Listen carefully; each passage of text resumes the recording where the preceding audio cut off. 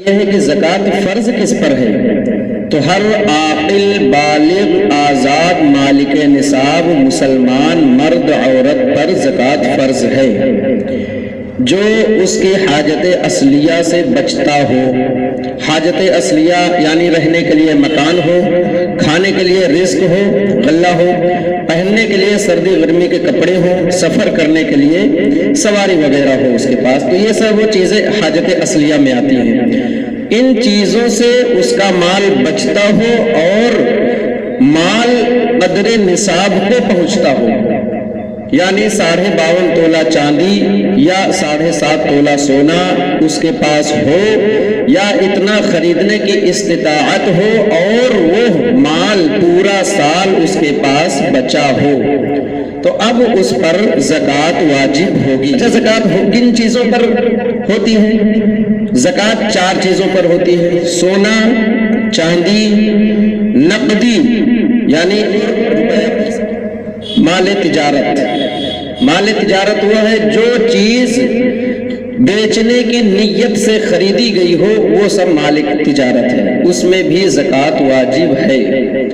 اب اللہ تبارک و تعالیٰ نے جس کو اتنا سب کچھ عطا کیا ہے، تو صرف 2.5% یعنی 100 روپے میں فقط 2.5 روپے، 1000 میں صرف 25 روپے اور لاکھ میں صرف 2500 روپے، یہ زکوٰۃ بنتی ہے۔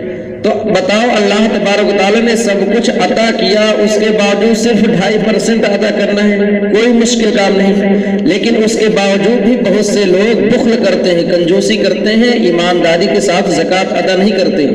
وہ سال بھر تھوڑا بہت کسی کو دیتے رہتے ہیں صدقے کے طور پہ، کہتے ہیں ہم تو ہمیشہ دیتے ہی رہتے ہیں، تو اس سے زکوٰۃ ادا نہیں ہوگی۔ پورا اپنے مال کی کاؤنٹنگ کیجئے، اس کو گنیے، شمار کیجئے، اب کتنا بچتا ہے اس میں، تو اس کا 2.5% نکالیے، یہ ایمانداری کے ساتھ زکوٰۃ ادا ہوگی۔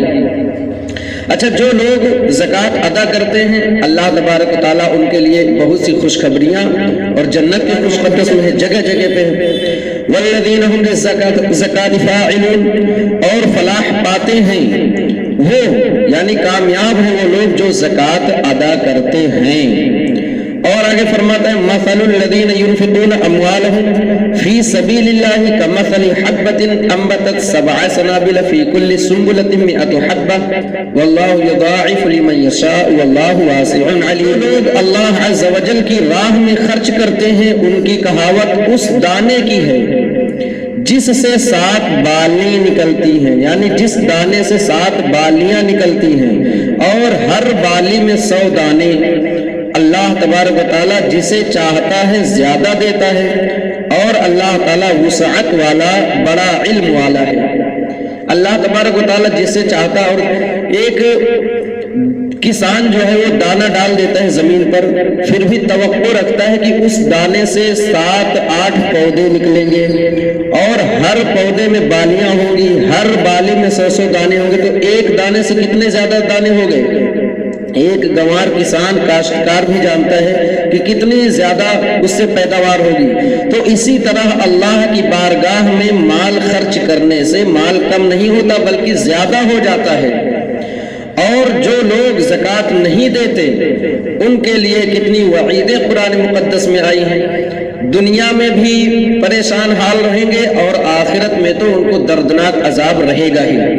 اللہ تبارک و تعالیٰ فرماتا ہے والذین یکنزون الذھب والفضة ولا ينفقونها فی سبیل اللہ فبشرهم بعذاب علیم۔ اور وہ لوگ جو سونا اور چاندی جمع کرتے ہیں، اس کو اللہ کی راہ میں خرچ نہیں کرتے، فبشرهم بعذاب علیم، تو اے محبوب انہیں دردناک عذاب کی خبر دے دو۔ اور آگے کیا فرماتا ہے؟ دردناک عذاب ہوگا کیا؟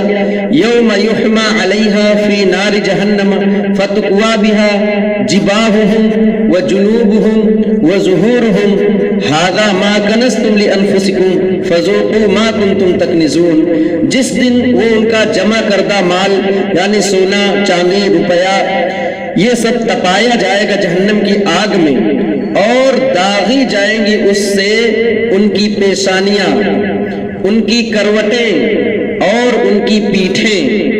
تو جو فرشتہ ان کو یہ عذاب دیتا ہوگا وہ کیا کہے گا؟ ھذا ما کنزتم لانفسکم، یہ وہ تمہارا جمع کردہ مال ہے جو تم نے اپنے لیے دنیا میں جمع کر رکھا تھا، فذوقوا ما کنتم تکنزون، تو تم چکھو جو کچھ دنیا میں تم نے جمع کر رکھا تھا۔ اللہ اکبر۔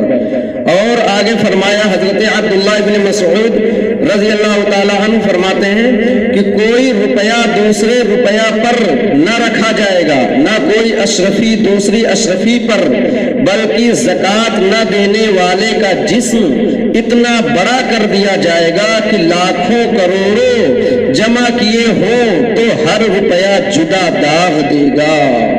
اللہ اکبر۔ یہ حدیث شریف میں آیا ہے۔ اور کہ انسان جو جہنمی ہوگا اس کا جسم، اس کا بدن اتنا بڑا کر دیا جائے گا کہ اس کی دنیا کی کروڑوں لاکھوں جو روپے اس نے جمع کیے ہیں وہ الگ الگ جدا جدا داغ دیں گے۔ یار انسان کا چھوٹا سا جسم ہوگا تو کم عذاب محسوس کرے گا، اور جتنا بڑا جسم کر دیا جائے گا الگ الگ ان کو تپا کر کے داغا جائے گا اس کا جسم۔ سرکار اعلیٰ حضرت اسی کو فرماتے ہیں، اسی حدیث کے تحت فتاوی رضویہ جلد نمبر 8 اور صفحہ نمبر 109 میں کہ اے عزیز، کیا خدا اور رسول کے فرمان کو یوں ہی ہنسی ٹھٹھا سمجھتا ہے، یا 50,000 برس کی مدت میں یہ جاں مصیبتیں جھیلنی سہل جانتا ہے، آسان جانتا ہے؟ ذرا یہی کی آگ میں ایک آدھ روپیہ گرم کر کے اپنے بدن پر رکھ کر دیکھ، پھر کہاں یہ خفیف گرمی، کہاں وہ پہرے آگ، کہاں یہ ایک ہی روپیہ، کہاں وہ ساری عمر کا جوڑا ہوا مال، کہاں یہ منٹ بھر دیر، کہاں وہ 1000 دن برس کی آفت، کہاں یہ ہلکا سا چہکا، کہاں وہ ہڈیاں توڑ کر پار ہونے والا غضب الہی۔ اللہ تعالیٰ مسلمان کو ہدایت بخشے۔ اور اسی جو زکوٰۃ ادا نہیں کرتے ان کے لیے بخاری شریف جلد اول کتاب الزکوٰۃ صفحہ نمبر 188 اور بابو اسمی مانع الزکوٰۃ، یعنی زکوٰۃ نہ دینے والے کا گناہ، امام بخاری علیہ رحمہ کیا فرماتے ہیں؟ حدثنا ابی ہریرہ رضی اللہ تعالی عنہ قال قال رسول اللہ صلی اللہ تعالی علیہ وسلم من آتاہ اللہ مالا فلم یؤد زکاتہ۔ حضرت ابو ہریرہ رضی اللہ تعالی عنہ سے روایت ہے کہ آقا کریم صلی اللہ تعالی علیہ وسلم نے فرمایا، جس شخص کو اللہ تعالی نے مال دیا ہو اور وہ اس کی زکوٰۃ ادا نہ کرے، وہ مال قیامت کے دن گنجا سانپ بنا دیا جائے گا۔ یوم القیامت شجاعا اقرع لہو زبیبتان یطوقہ یوم القیامہ، گنجا سانپ بنا دیا جائے گا۔ اچھا ایک بات اور سن لو کہ قرآن و احادیث میں کوئی لفظ آتا ہے نا تو وہ فصاحت و بلاغت سے لبریز ہوتا ہے، اس کا کوئی نہ کوئی بہت ہائی فائی معنی ہوتا ہے۔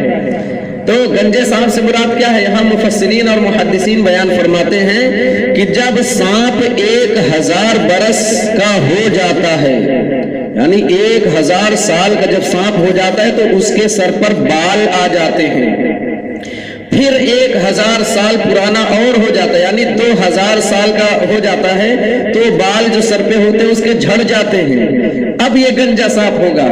تو فرمایا کہ جو سانپ جتنا زیادہ پرانا ہوگا اتنا ہی زیادہ وہ زہریلا بھی ہوگا۔ اب وہ زہریلا سانپ جب ڈسے گا تو کیا عالم ہوگا؟ آگے کیا فرماتے ہیں؟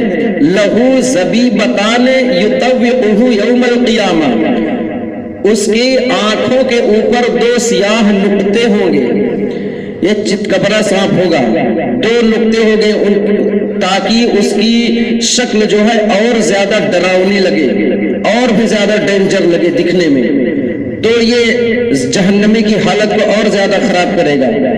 اب یہ نقطے جو ہوں گے، اگر خالی سانپ ہوتا ایسے ہی نقطے نہ ہوتے تو اس سے شاید کم ڈر لگتا، لیکن یہ نقطے والا سانپ ہے تو اس سے اور زیادہ ڈر لگے گا، یہ ہے۔ اور فرمایا آگے کیا؟ یطوقہ یوم القیامہ، یعنی اس سانپ کو اس کے گلے میں توق بنا کر ڈال دیا جائے گا، پٹا بنا کر کے ڈال دیا جائے گا. دیکھا ہوگا کتے کے گلے میں پٹا پڑا رہتا ہے، ویسے ہی پٹا ڈال دیا جائے گا. پھر وہ اس شخص کو اپنے جبڑوں سے پکڑ لے گا، پھر کہے گا ثم یقول انا مالک انا کنزک. پھر کیا کہے گا؟ میں تیرا مال ہوں، میں تیرا خزانہ ہوں، تو نے مجھے دنیا میں جمع کر کے رکھا تھا، میں تیرا مال اور میں تیرا خزانہ ہوں. اور یہ عذاب ہوتا رہے گا یہاں تک کہ میدان محشر میں تمام لوگوں کا حساب کتاب ہو چکا ہوگا اور اس کو اسی طریقے کا عذاب ہوتا رہے گا. اللہ